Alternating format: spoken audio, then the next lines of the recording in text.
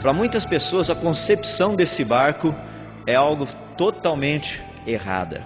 É uma concepção furada. Abram suas Bíblias, se vocês fizerem a gentileza, no livro de Hebreus capítulo 11. Vamos ler alguns versículos ali. Hebreus capítulo 11. Para ser bem sincero, eu vou ler apenas um versículo, que é o verso 7.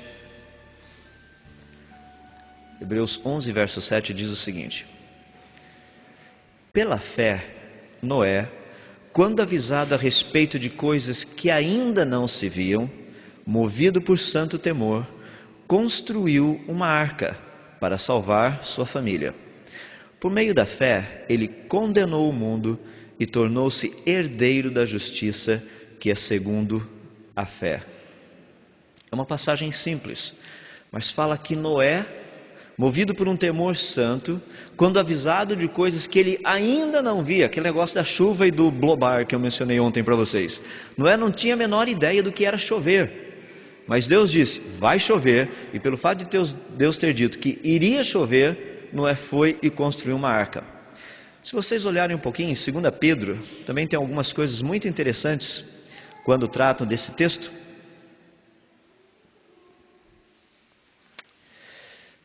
Só para vocês poderem ter uma ideia, o texto todo é de 2 Pedro, desculpe-me, capítulo 3. Abram suas Bíblias ali.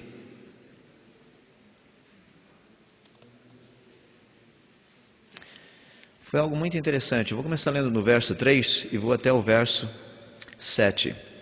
Diz o seguinte: Antes de tudo, saibam que nos últimos dias surgirão escarnecedores, zombando e seguindo suas próprias paixões. Eles dirão: o que houve com a promessa da sua vinda? Desde que os antepassados morreram, tudo continua como desde o princípio da criação.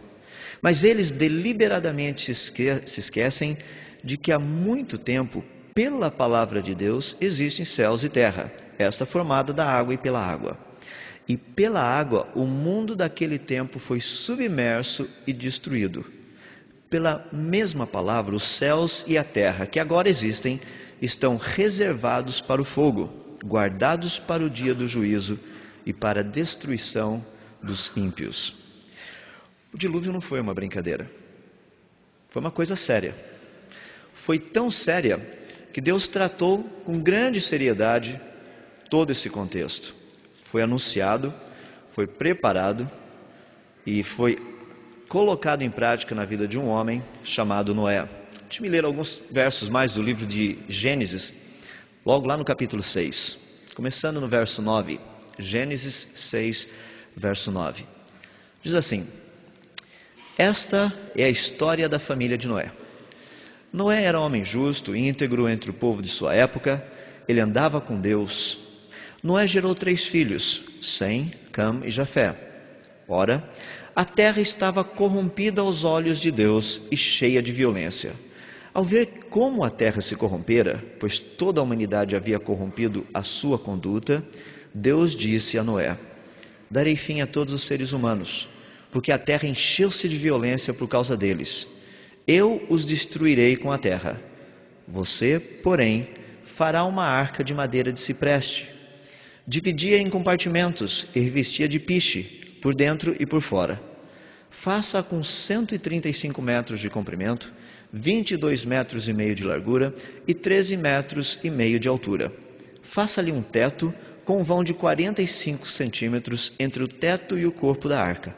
Coloque uma porta lateral na arca e faça um andar superior, um médio e um inferior. Eis que vou trazer águas sobre a terra, o dilúvio, para destruir debaixo do céu toda criatura que tem fôlego de vida.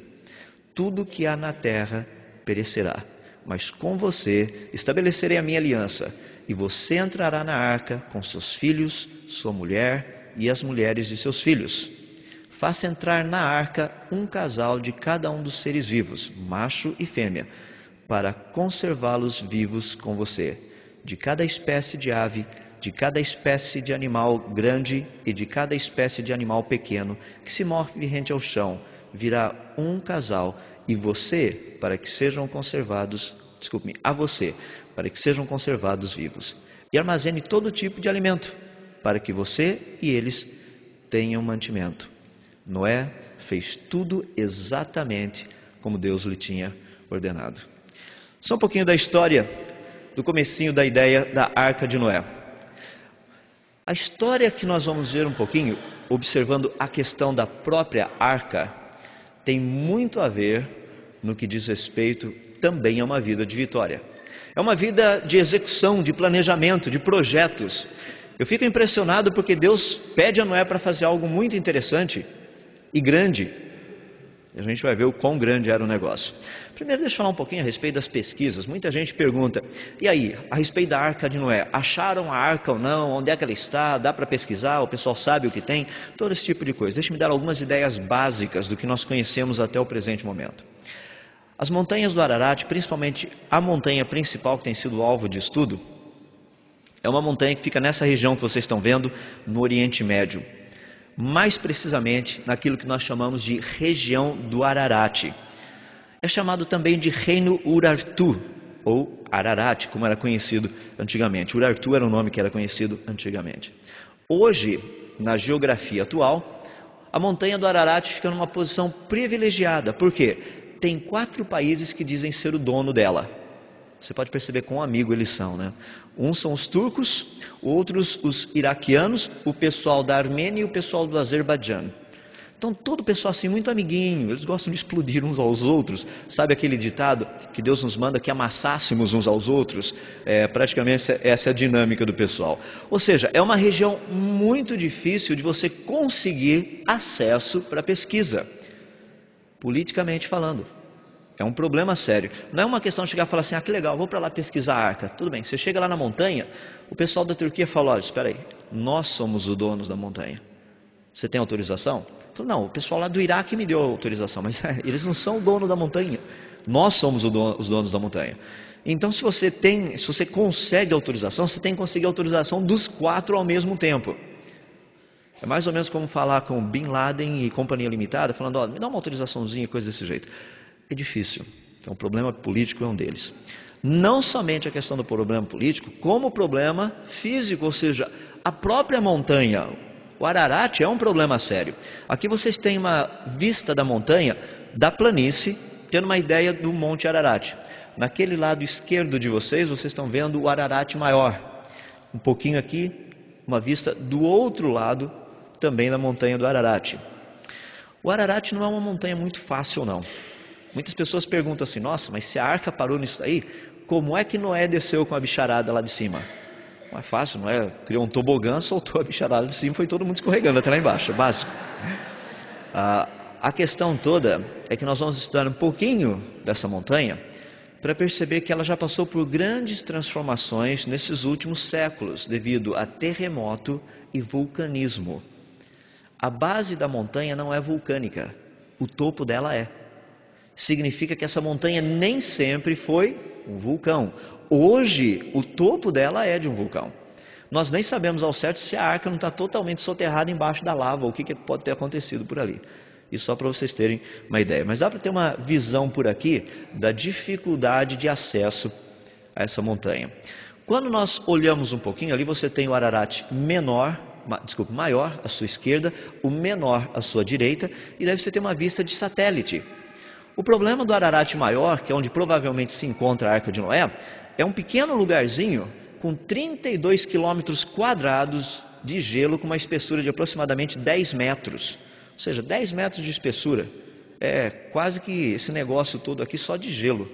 Imagina a arca lá embaixo, você tem que perfurar tudo isso daí. E você só tem 32 quilômetros quadrados para procurar o negócio. Ou seja, achar uma agulha no palheiro. Não é fácil. Um outro problema que nós temos é como chegar até lá. Por quê? A montanha, dá para você perceber, não é um lugar de tão fácil acesso hoje. Deixe-me deixar bem claro.